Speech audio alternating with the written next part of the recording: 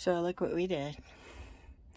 We took that dinky little steel bowl that was no bigger than a cat bowl and a tiny little faucet that you'd have to do like this to get under it, you know, the little kid thing. And we got this nice one, and it's great big. And this is agate. And hubby did a good job. And it's no deeper than the other one, but it's a lot bigger. And it fits, see? He had to hand cut it. And then I traded out the steel with nice acrylic bamboo. But yeah, that makes me happy. So we've been in Pueblo since the 11th. I've got some balloon pictures to show you because they had that at the chili festival. And I'll show those to you too. But we're leaving tomorrow. It's gotten too hot. And so we're stuck indoors. The trailer got up to 92 degrees. And we could do the AC, but we'd still be stuck indoors. And we've done all the chores around here that we can do. So we've decided we're going to go up to Alvarado, where it's cooler, and then hope the government doesn't shut down and we can go to Bandelier this Sunday. At any rate, we've had a good visit, and bye. It wasn't on. So we bit the bullet and bought a Starlink. Been talking about that on the other videos I've done, and Paul's been doing a bunch of looking on the internet. He's got an idea. And we'll show you what to do. But I wanted to unbox it. It came in a box that was a little, it looks a little rough, but the stuff inside was fine. My daughter opened it up when it got here. So here's the stand. This is a mobile one. It'll move when it starts to set up. So here, honey, you grab that a minute. Okay, you pick it up. Okay, now it looks like they've already... It's a little dusty. Has this been used before? Turn it over, honey. Let me see. Let's see. Does that look? It's dusty. I don't know why it would be dusty in the box unless it's from the cardboard. So then here's the connector. It pushes all the way up inside.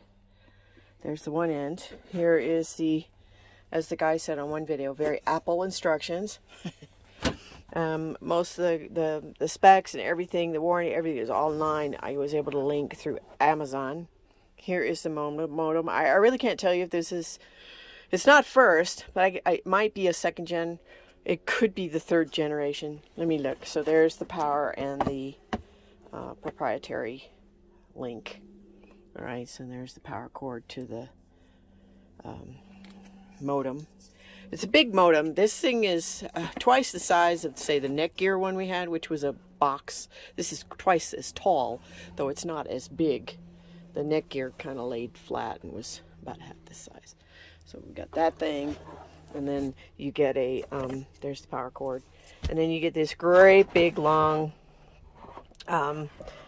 cord so that you can lay it out in a field or something. And since we have solar, we're always thinking about open sky anyway. So, okay, let me take that off. That's so it's proprietary. It looks to me like the old USB connectors, let's say to the, you know, our phones now have a C connector. This looks like, it's not really proprietary. That's I don't know what else is going on in this casing, but that looks very familiar, don't you think? We've seen that. We've all seen that. It's the old USB connector.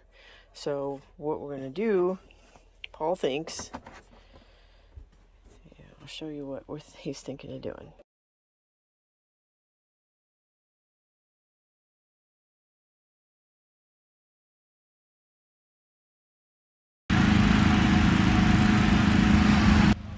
So we're at the balloon glow.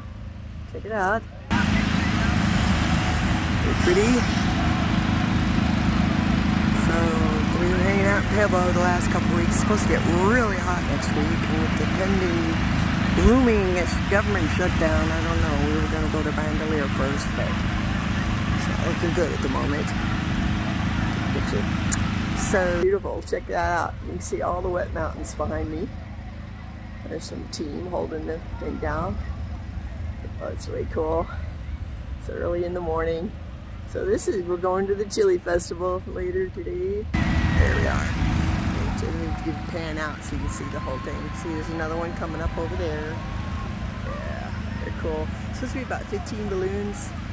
Right now they're just maybe 6 or so, 7. Yeah, there's another one coming up. So there's 4, 5, 6, 7 so far. Yeah, look at this. This is cool. People cheering. It's cool.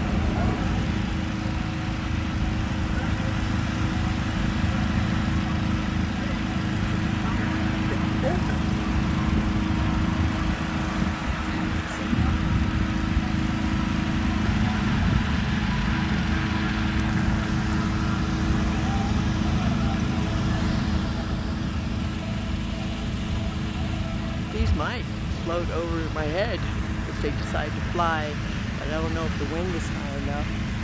The kite's being sustained between 5 and 8 miles per hour.